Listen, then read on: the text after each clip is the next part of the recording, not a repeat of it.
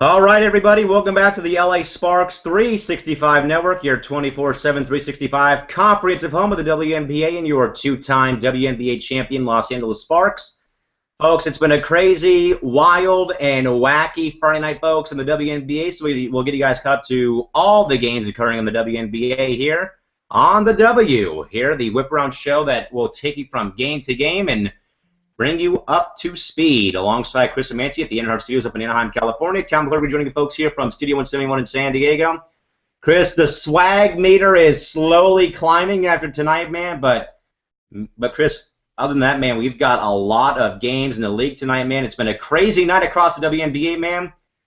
How are you surviving seeing all these close games and teams that have been unbeaten and teams that should be in the postseason? And above all, Chris, seeing the team finally get their first win of the year, man. It's been a crazy night, man. So how's it been going? Nothing much. I'm just going crazy right now. It's been a very crazy night in the WNBA, as Chris just mentioned, Chris. So again, we'll go and take you folks around the WNBA with every game occurring here across the league, folks. We'll start on the East Coast. And Chris will break down a game that was pretty sloppy but came down to the wire.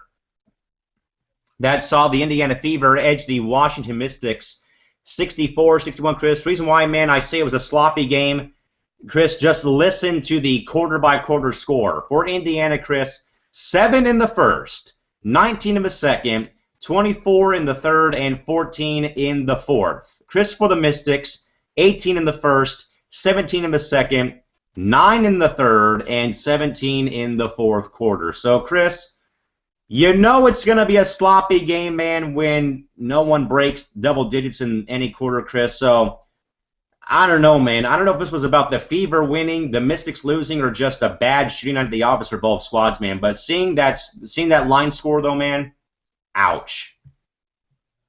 Yep, just the ouch. Tough way to go down for both teams, Chris. We'll get to the box score now from both sides of the story here. We'll begin with the Indiana Fever, who now moved to 4-3 on the season.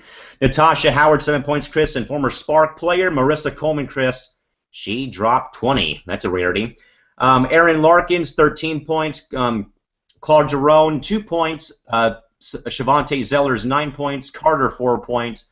Katrina Christmas, 3 points. Leonina Kaiser, no points. Crystal Thomas, no points. And Maggie Lucas, 6 points. And Chris, again, man, still, man, waiting for Tamika Catchings to come back, Chris. She is still not with the team, dealing with a injured back still right now. She has not played in any of Indiana's first 7 games.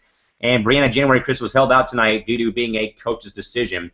Chris, for the Mystics this evening, Tiffany Ruffin-Pratt, 2 points. Mesmerin, no points. Kia Vaughn, 8. Ivory Lata, 12. Bria Hartley, 16. Kara Lawson, 3. Monique Curry, nothing. Jelena Milivanovic, 4 points. Stephanie Dolson, 10. And Trinisha Hawking, 6 points. Chris, I'll tell you what, man. Chris, it was a pretty rough night at the office, man. I mean, Chris, it wasn't a bad night because it was shooting, Chris. But listen to this. We had 2 technical fouls in tonight's game, both on Indiana, Chris. Involved here was Shavante Zellers and Brianna and Katrina Christmas, Chris, in this contest. The stats of the game tonight, Chris, the Verizon Center in Washington, D.C., the men in orange tonight, Michael Price, Jeff Smith, and Fatu Cisco Stevens, in front of a crowd of 7,115 in time of the game, 2 hours and 7 minutes. Now, Chris did a Fever real quick as we talk about the Fever, Chris. Now, Chris, a rarity, Marissa Coleman drops 20, but Chris, I'm more concerned, though, about the health of their star, Tamika Catchings, one of my close friends on Twitter and also in the professional world on LinkedIn, Chris. She is still dealing, Chris, with a sore back that has plagued her season so far, man. She has not played in any of the Fever 7 games, Chris. So in my view, looking at it for Catch, it's right now, man, almost the end of the road. I mean, she's been in the league, Chris, for at least 10, 12 seasons. And now, Chris, you're seeing that the back is starting to give away. She hasn't played a lot this season. She hasn't played at all yet this season, Chris. Is there any sort of room for panic or concern, even though you have Turtle scoring 20 every game, Chris, but that the health of your longtime star is right now in the balance because she has not played in any of the 7 games so far for Indiana? Yeah, probably just a bit worried.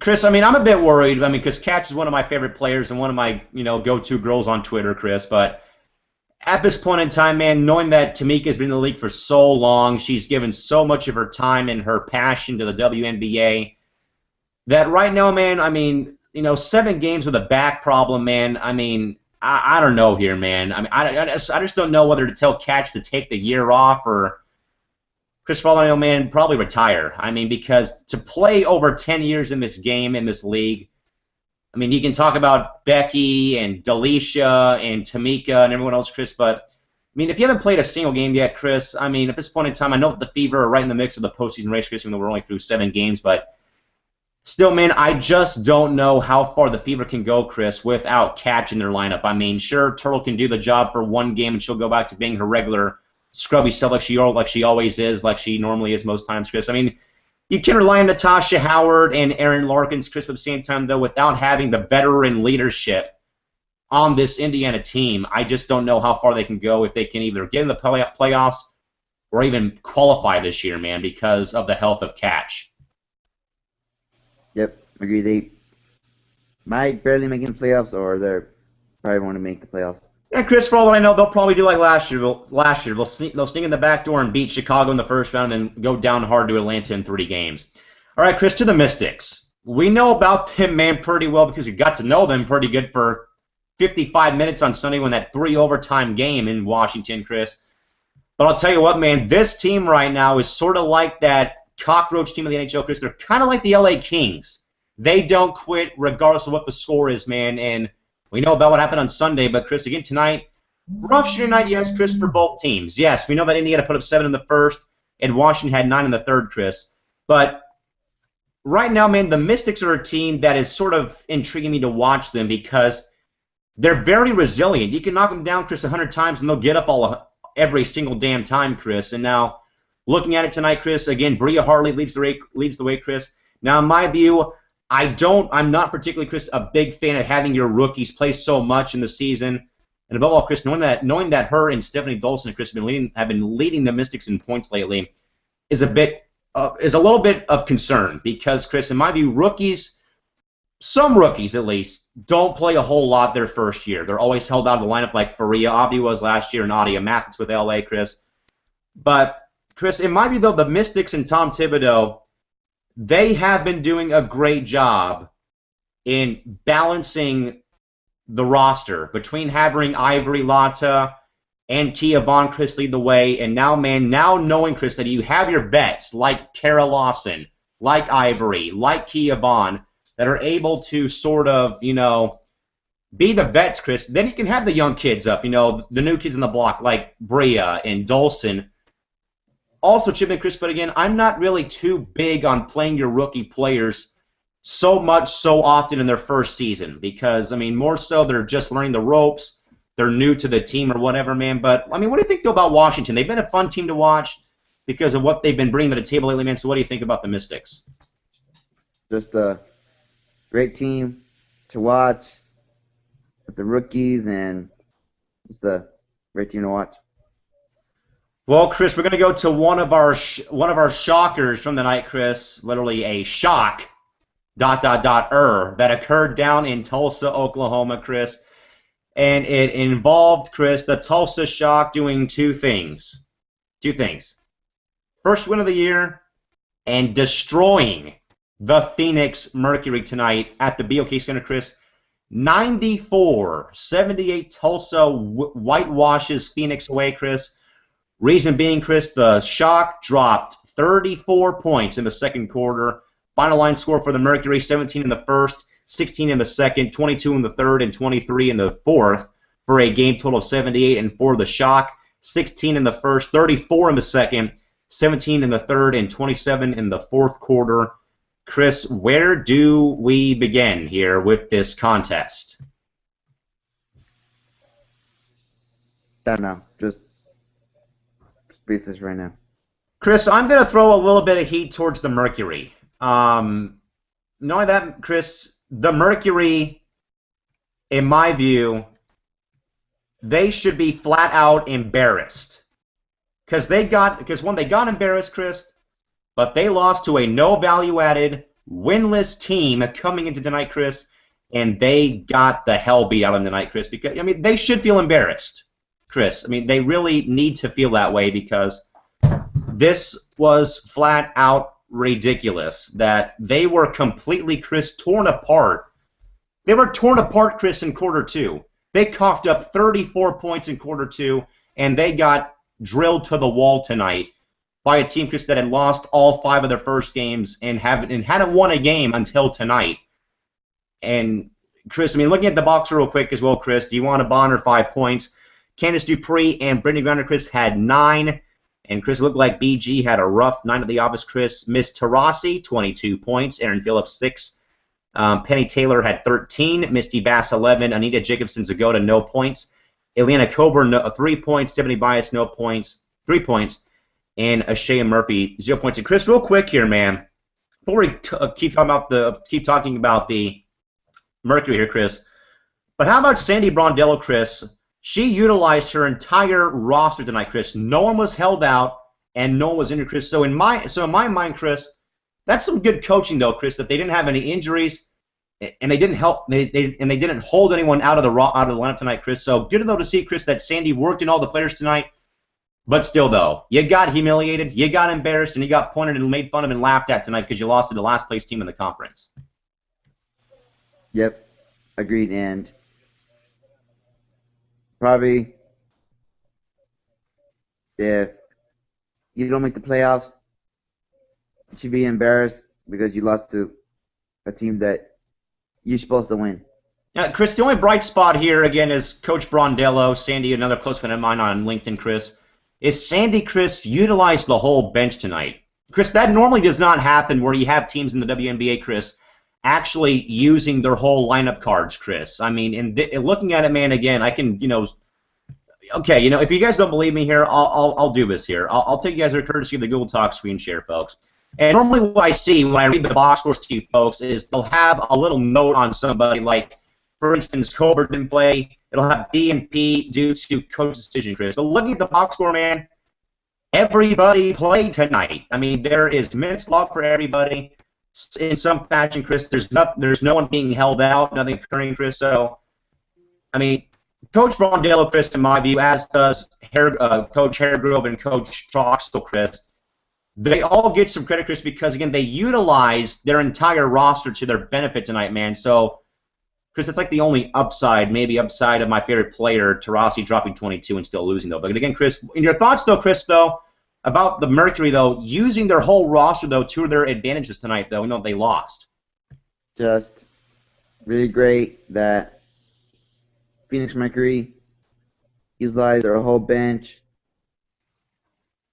even though they lost and got embarrassed by a team that didn't even win this season. Well, Chris, I'm just amazed, though, that Sandy and Todd and Julie got all those players in the game tonight. Okay, Chris, over to the Tulsa Shock tonight. In their first win of the year on the season, congrats to them finally. Reneka Hodges, 5 points. Gloria Johnson, 16. Courtney Paris, 5. Odyssey Sims, 21. And Skylar Diggins had 20. Rakana Williams, 17. Jen Lacey, 8. Jordan Hooper, 2. Bog had no points, nor did Angel Goodrich, Playson, or Tiffany Jackson-Jones, Chris. But again, Chris, we're talking a rookie here, and again, Chris, that is Odyssey Sims. 21 points, had one more than Skylar Diggins, but again, Chris, man, it's a team utilizing, but overusing, in my view at least, overusing their rookie player, Chris. But again, Odyssey Sims, Chris, in my view, was I think between Odyssey and Shanae, they were both WNBA ready, and I will cut them some slack because they were game ready. They were the 2 best players in the entire league. But, Chris, I mean, Odyssey Sims, though, man, taking that game over for the Shock tonight, between her and Diggins, Chris, we know that Diggins lost her BFF forever and Wiggins to the Sparks this year, Chris, but now you got Sims in there, man. That could be a dynamic duo, but I think, Chris, that's a dynamic duo for the future down there in Tulsa.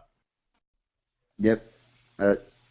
Dynamic duo, just like before with Lisa Leslie and Candace Parker, and then just with Maya Moore and them, so another dynamic duo in the NBA. Chris, I'm watching you closely to hitting that mute button, man, because you're starting to fall asleep over there. You're not even thinking about pulling a Cayman over there. Otherwise, you're going to be getting you-know-what over there. Chris, we got 2 more shows to go after this. Don't even think about falling asleep on the air here. Chris, going to a couple more games here. There's only 2 left to recap. And, Chris, by the way, I got a quick note for you here. WNBA.com, Chris, apparently even at midnight now on Saturday morning, Chris believes the Lynx and Storm game is still being played. I will show you folks that in just a moment here. But, Chris, we'll recap the game that we saw tonight, or that you saw and I missed because I was working baseball, Chris. That is our LA Sparks, Chris, completely wiping the floor clean tonight with the Chicago Sky. 102-88, the Sparks destroy the Sky tonight. For the Sparks, 32 in the first, 29 in the second, 20 in the third, and 21 in the fourth quarter.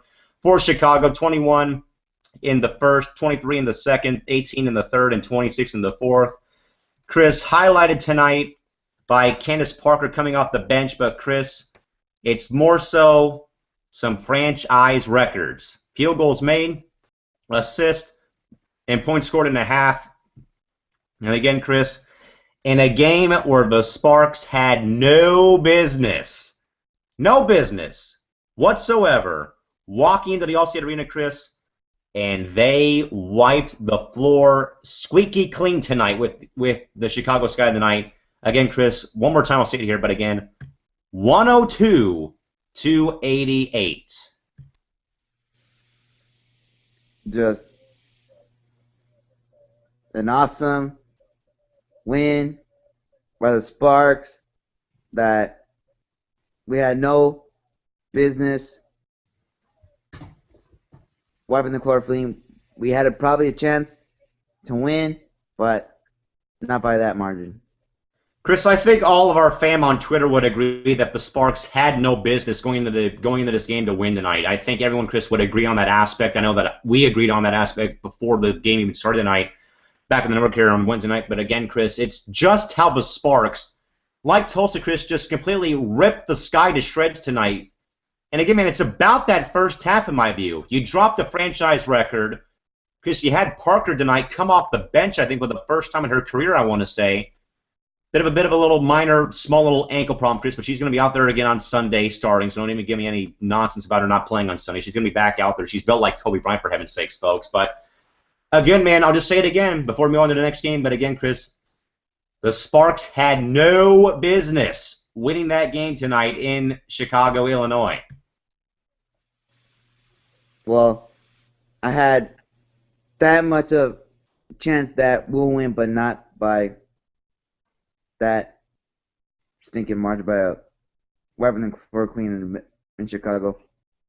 No, Chris, you and I both said on Wednesday, staying by our guns, Chris, we both said the Sparks had no business winning on that game, so don't change your tune here on us right now at this point in time. Okay, Chris, the reason why I say apparently WNBA.com thinks the Sparks, or not the Sparks game, but the Lynx and Storm game is going on, Chris. Let me show you why, courtesy of Google Talk Screen Share, Chris, because apparently someone pulled a Chris Woodmansey and fell asleep on the job at WNBA headquarters because apparently, Chris, the game is still live with 4:45 to play in the fourth quarter in Seattle. Yeah, I saw that because when you can see that you still see it says live. So there's a bit of a problem there right now on WNBA.com. But Chris, it finally happened. It finally happened, Chris, for the first time all season, folks. But finally, the Minnesota Lynx finally lose a game. They lose, Chris, tonight. I believe 65-62 the final score, Chris, and it boils down, man, to a fourth quarter collapse by the Lynx, Chris. The Storm jumped out to a 10-2 run and held on at the buzzer on a possible 3 to tie the game. Chris, go for it because you love to beat down Minnesota for no reason when you know they're going to be in the conference final of the WNBA Finals this year. So I'll let you start before I talk about tonight's game. Just so awesome that Seattle Storm beat the Minnesota Lynx. Just a great win by Seattle Storm on a former Spark player, Jenna O'Haye's birthday. Just a great win by Seattle Storm, going on a 10-2 run to start the fourth quarter and held on and to win by 3. Folks, in case you're wondering, there was a bit of a added incentive on the line here, folks, but if this does sound familiar for you folks, in 2012, here we go here. Chris, a quick little thing here from the Storm website, which is the only place that has the game final score here. The Minnesota Lynx players are used to scoring almost 90 points per game. Not in Seattle. In 2012, the Lynx started 10-0. The team was handed its first loss by the Storm and its frenzied fans in a 65-62 decision. Sound a bit familiar, Chris? Well, it should. Tonight, the Seattle Storm, amid onlookers that included members of the Seattle Reign football team and the Seattle Seahawks, as well as former Olympian Arian Cougars, went on an 11-2 scoring run in the fourth quarter to hand the Lynx their first loss of the season and their first loss in 15 games, 65-62. Chris, we know about irony we see about June 22nd, Chris, but how about that irony? 2 losses, both ending winning streaks, by identical scores in the same building. Just weird. It's weird how shit happens sometimes, right? But I'll tell you what, Chris. It was, everybody that has played the Lynx so far, Chris, they've carried a lead into either at halftime or the third quarter, and they were completely, Clorox to the floor and were wiped clean by the Lynx. But, Chris, the Storm tonight did their job. Clamped down defense, stopped the three-point shot that would have went in at the buzzer. Of course, Chris, it always helps when you have 10 steals on the night. I'll tell you what, Chris, I have a lot of friends that I know around the WNBA, Chris. Tonight, I'm going to, send Brian Agler a message on LinkedIn because we're connected on LinkedIn. Say, Coach, congratulations, a good win tonight. Good job beating Minnesota, Chris, because, Chris, I honestly don't know if anybody, maybe the Sparks, maybe the Mercury, maybe the Dream, Chris, could have stopped Minnesota, Chris. But knowing that the Minnesota Lynx, Chris, had that 15-game winning streak, and knowing that their last loss was in Seattle, there was a bit. I mean, Chris, it wasn't like overblown. Like okay, they lost their last time. I don't think they'll lose again. But Chris, though, watching the game though on the Center Court app when I was at dinner tonight at Fuddruckers, seeing okay up 4, 1-point game, back up 3. Then you see that the shot was missed with a three-pointer. You fist pump, you go crazy, you spill a few sodas at the restaurant you're at like I did. Because you knew, Chris, it was bound to end sooner or later, Chris. Okay, the Lynx are not the San Diego Sockers in any fashion. 14, with 14 titles, Chris, 48 wins is never going to happen again by any pro franchise. So Minnesota, good luck trying to get there, but you're not going to. But again, Chris, the Storm, sure, they're at the bottom pits of the league, man, right now. But I think, Chris, after this win, now you boost the confidence back. Chris, even better. I'm going to have a little Seattle swag now. Okay, you just beat Minnesota. Now go beat Chicago in Chicago like LA just did, Chris. Have a little Seattle swag too, man, because they just beat the best team in the West. And now, Chris, they're trying to do what the Sparks did, and that's beat the best team in the East. So, Chris, you got 2 teams right now vying to beat the #1 teams in both conferences. So, what do you think? A little Cali and Seattle swag, man? What do you think here? Yeah. Hey, why not? I mean, the Sparks, Chris, just beat the best team in the East, and the Storm just beat the best team in the West. Is that a coincidence or what? I don't know what it is. Yeah, it is. But again, folks, the final scores in the WNBA tonight, folks, a wild and wacky evening, folks. The final scores tonight once more. Finals tonight, Indiana 64, Washington 61, Tulsa 94, Phoenix 78, and the Shock get their first win of the year. The Sparks crushed the Sky 102-88, and apparently still live on WNBA.com, Chris, still being played right now, apparently at 12:09 a.m. here on Saturday morning. Apparently still being played in Seattle. Apparently the Storm lead 54-53 in the fourth quarter with 4:47 to play. But, folks, the final score of that game, Seattle beats Minnesota 65-62. 62. Chris, the scoreboard for the games for tomorrow night, Chris. We've got a few doozies on the scoreboard on Saturday, Chris. The games tomorrow. We've got the 1 and 2 teams, Chris. We got Chicago at Atlanta, 4 o'clock tomorrow afternoon. We also have Indiana at Connecticut at 4 o'clock, and then the Mercury, Chris, will travel to San Antonio to take on the San Antonio Stars. And on Sunday afternoon, Chris, 2 games on the schedule. Washington at New York, and of course, Chris, on Sunday, the Lynx are at Los Angeles. So, Chris, any viewing interest for the games on Saturday? Now, I know I'm going to be at the Potter game tomorrow, Chris, with a certain someone that you despise a lot for some reason. I don't know why still, but Chris, any particular viewing interest to watch tomorrow on the WNBA Center Court app? Are you watching the Chicago game, Indiana, or Phoenix, Chris? I'm going to be probably, Chris, watching all 3. More so watching Chicago, how they bounce back from tonight's loss to the Sparks, and also, Chris, seeing if Phoenix comes out with some firepower here and they can beat San Antonio after what happened down there in Tulsa tonight. What do you got? You'll be watching the Chicago game and the Phoenix game.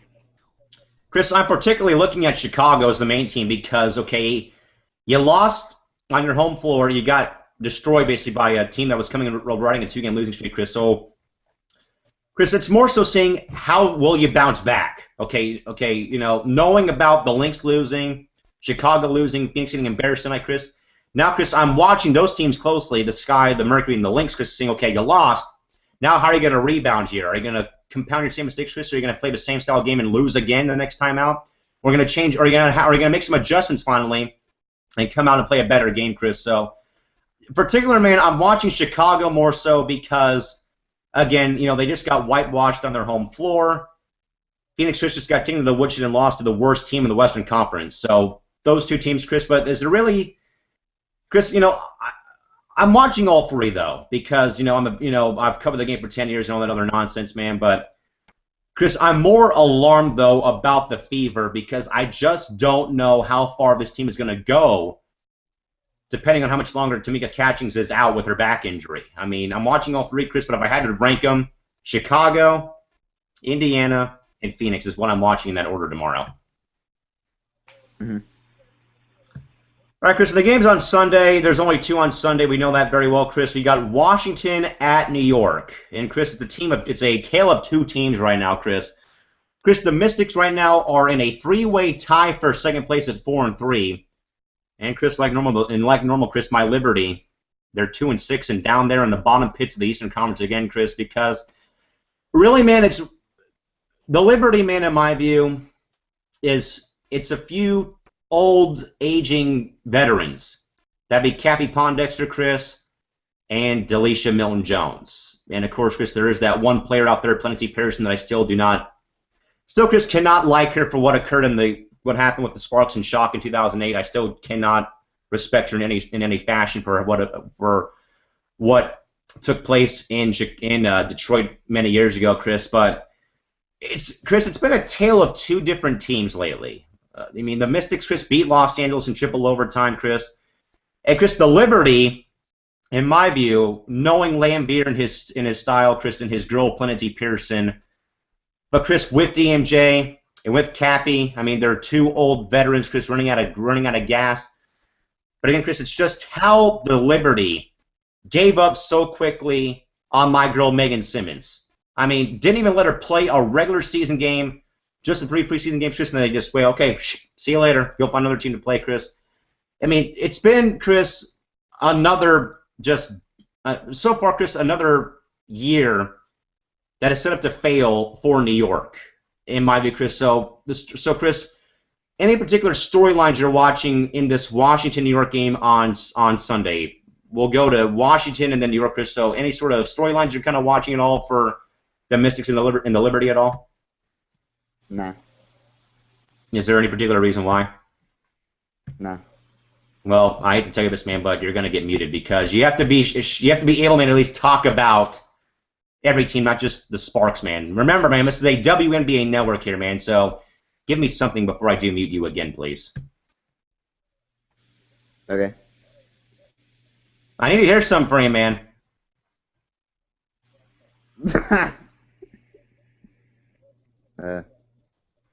I don't know. No. You know what, man? Just just sit up for the rest of the night, man. This is crazy. I mean, Chris, we are a WNBA network here, man. I need you to help out here. Okay, we need to talk more about everyone else, not just the Sparks, man. So unmute yourself and get back in the game, please, because we need you more so than, well, scary. Okay, maybe I can speak your language here, Chris. Links at Sparks on Sunday. Storylines you're watching this game are what and why?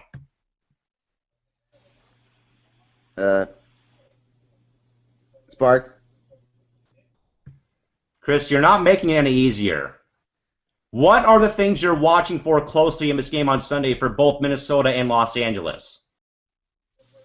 I'll see how the Sparks come back, rebound, what they did on tonight's win, and how Minnesota rebounds after losing to the worst team, the bottom feeders, Seattle Storm, how they come back, and if they change up their style of play, and yeah.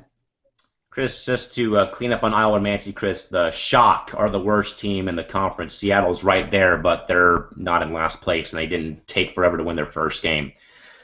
Chris, if there's any storylines here, it's basically, you know, will the same LA Sparks team show up on Sunday?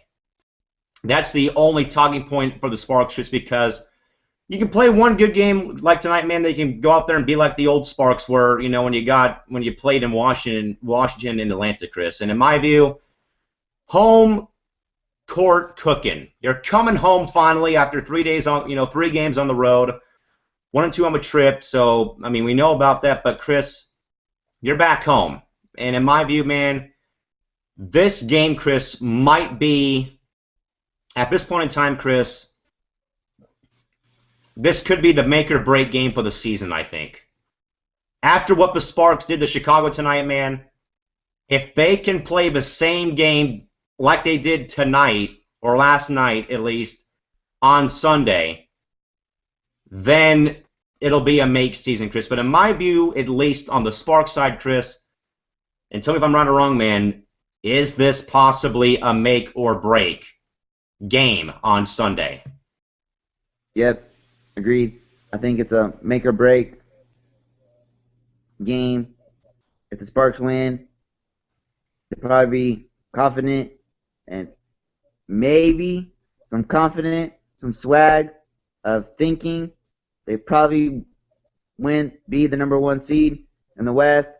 If they could beat Minnesota, first they beat Chicago Sky, the number 1 team in the East, and you come right back and win the number 1, beat the best team, the Western Conference, the WNBA champion, Minnesota Lynx, and feeling confident you can win the number 1 seed this season. And yeah.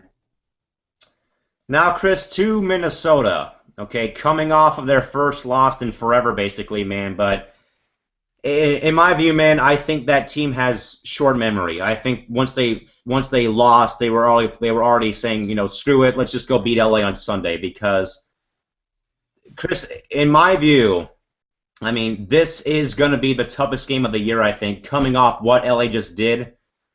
But still, man, Minnesota may have lost, Chris, but that still does not count them out of the number 1 seed. Like you've been saying the entire time on the network, Chris, that one loss is not going to, break their chances of winning the entire championship this year, Chris. So we're going to stay away from that because you know that I'm right and you're wrong because you just want to be a homer for LA because that's just how you are, But, Chris, in my view, man, again, this will be the make-or-break game on the season schedule for LA so far. But again, that Minnesota team, Chris, has way more weapons than the Sparks do. Between Maya Moore and Waylon and Augustus and players off the bench. I mean, you better just hope, Chris, that same LA team that played last night shows up again on Sunday. Otherwise, it might be a break, it looks like, for the Sparks. Yep, agreed. Just need to come out and be the same Sparks you did last night on Friday. So again, folks, arguably one of the biggest games on the schedule so far is on Sunday when the Sparks host the Minnesota Lynx on Sunday, June 8th. Game time set for 12:30 p.m. on Time Warner Cable Sportsnet. All right, Chris, before we cut out here for a break and go to our next show, which I believe is Buzzer Beater LA at 12:30, Chris, we need to talk about, and again, remind the folks again about the All-Star Game voting, which I believe, Chris, you have still not voted for anybody on Twitter yet. We're still waiting to see that happen because I don't know what's yet. But we'll see what happens. But again, folks, you guys can go online to facebook.com/ or actually go to WNBA.com/ASB and vote for the All-Stars there. You guys can also do it via social media for the first time ever on Facebook or Twitter. All you have to do, folks, is go to facebook.com and type in WNBA and vote for the players there. Or do it on Twitter like we have been over the past few weeks, few days actually, on the Sparks 365 Network Twitter handle. Go to twitter.com and on your Twitter account and type in the first and last name or the player's Twitter handle with the hashtag WNBA ballot to cast your vote. And you guys can also vote on the WNBA Center Court app.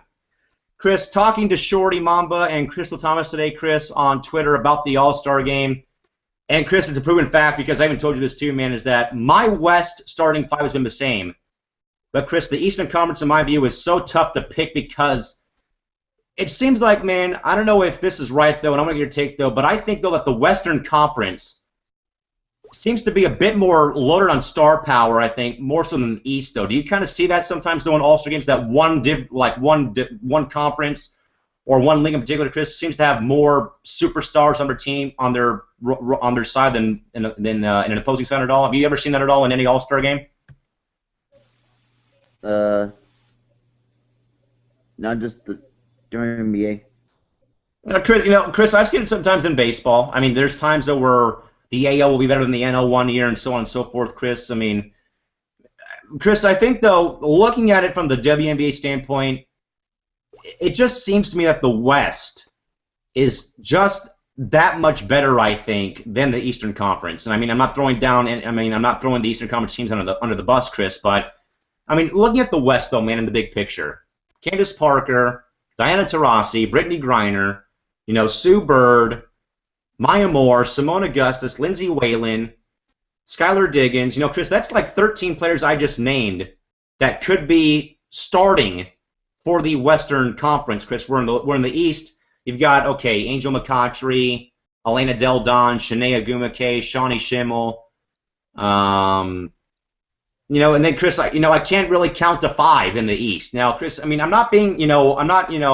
Chris, in no way am I disrespecting the Eastern Conference, Chris, because, it's the Eastern Conference, but, Chris, I truly can't name more than 5 players, I think, that are on the Eastern Conference ballot, other than EDD and Shanae and Angel McCoughtry, and Erica DeSouza and maybe Shawnee Schimmel, Chris. But, Chris, just looking at what I just did, Chris, where I counted 13 Western All-Stars to 5 Eastern Conference All-Stars, isn't that sort of saying something about the All-Star game, Chris, that more so this game sort of favors the West because they have that much depth on their side of the roster? Yeah, it just favors the West since they got so much loaded stars on the team. I mean, Chris, in my view, the WNBA Western Conference, Chris, could easily be the U.S. Olympic women's basketball team for the Olympic Games in 2 years because basically half of your roster is on the Western Conference All-Stars between Maya and Simone and Lindsay Whalen and Candace Parker and Sue Bird and DT and Griner. I mean, that's 7 players from the Western Conference that are on the women's Olympic national team roster. Now, yeah, there's EDD, there's Angel, and a few other players, Chris, from the East. But again, just knowing, Chris, that I counted 13 Western Conference players off the top of my head to 5 for the East, Chris, that's saying something about the firepower that the Western Conference does have. And it's been that way, because of Minnesota winning the titles a few times. But, Chris, it just seems like, though, man, that the West is just that much better, I think, than the Eastern Conference, man. Do you agree? Yeah, I agree. So again, folks, to vote for the All-Star Game, Chris, listen very closely, because you have not done so yet, I don't think. I know you probably have, but I have not seen it yet, or you haven't told me that you voted yet. But again, folks, You I can just vote. did right now, by the way. You can vote online at WNBA.com/ASB. WNBA.com/ASB. You guys can also do it on the go on your WNBA Center Court app, or do it like we've been doing on Twitter with the player's first and last name or their Twitter handle with the hashtag WNBA ballot. Hashtag WNBA ballot. Okay, Chris, you finally did it for once. We need to do it more than one time, Chris. I've been doing it at least once or twice every day.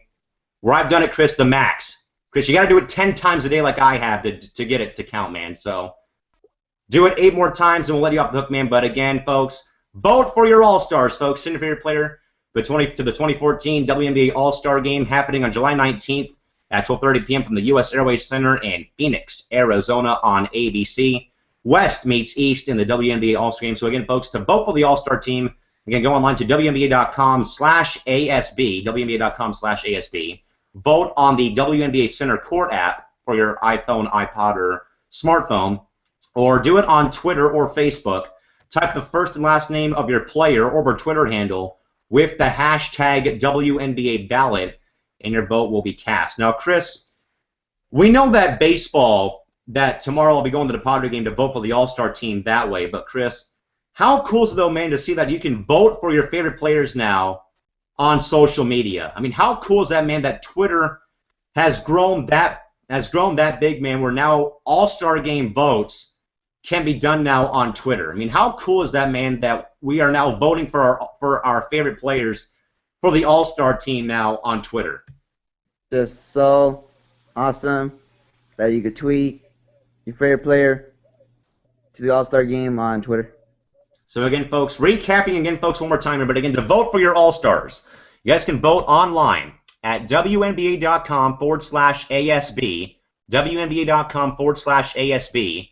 You guys can also do it from your phone on the WNBA Center Court app, or do it on social media, either on Facebook or Twitter. And I would actually, folks, recommend Twitter more so than Facebook. But to do it on social media, type the first and last name of your player or their Twitter handle with the hashtag WNBA ballot to vote for your All-Stars. And again, Chris, probably when we get closer to the All-Star game, Chris, we'll have the petition show, Chris, talking about the All-Star game. But Chris, I mean, it's a mixture of everything, Chris. It's not only an actual game. We're not playing half-ass basketball here, but Chris, it's an actual competitive game with a bit of flavor, Chris. We've seen pregame dunk fest. We've seen referee GoPro cams. We've seen, flexing competitions on the court. We've seen a lot of things, Chris, which makes the WNBA All-Star Game, Chris, the most fun, most enjoyable, and most watchable All-Star game outside of baseball, Chris. I mean, Chris, I don't think we can say any more great things about what the WNBA, Chris, has done to make this game so fun to watch on television. Yep, agreed.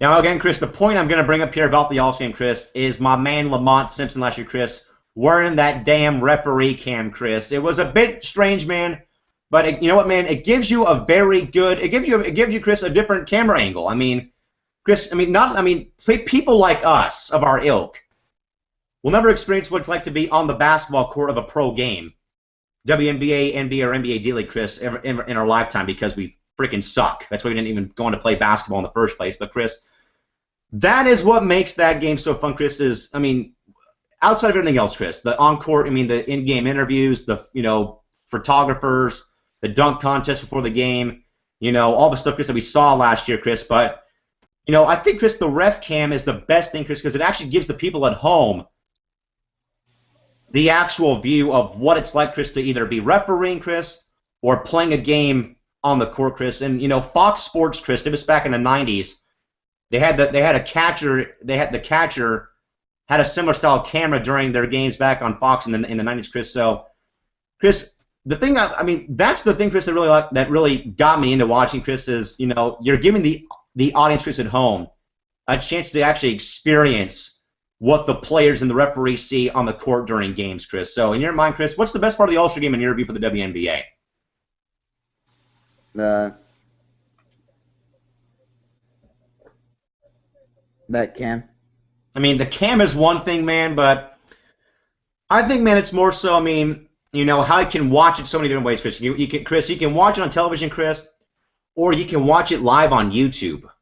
I'm a WNBA YouTube channel, Chris. You can watch the game live on there as well. So, hey, you know, Chris, you know, whatever it takes, man, to sort of, you know, get people to come in to watch it. Hey, Chris, like I say a lot, man, and I agree a lot. The WNBA, Chris, in my view, is kind of like minor league baseball because they have you know, promotional nights. They've got wacky things they do during the games. They've got, you know, different jersey nights, Chris. You know, Chris, I like to compare the WNBA sort of to minor league baseball because, you know, they have different theme nights. They have promotional giveaways. You know, they're very interactive with the fans on Twitter and Facebook and stuff like that, man. So it's good to see, though, man, that there's a league out there that is really, Chris, that I think, Chris, is probably the #1 family and fan-friendly league, and I believe, Chris, that is the WNBA. Yep. All right, folks, we're halfway home. We'll take a time here when we come back, folks. We've got the compacted game, folks. We're going to cram all of that junk from the game in Chicago into 30 minutes, folks. The buzzer beater is next, where we always beat the buzzer, folks. We never lose at the buzzer. Buzzer beater LA, folks, to recap the Sparks win in Chicago. Coming up next right here on the LA Sparks 365 Network. So, folks, please do not go away.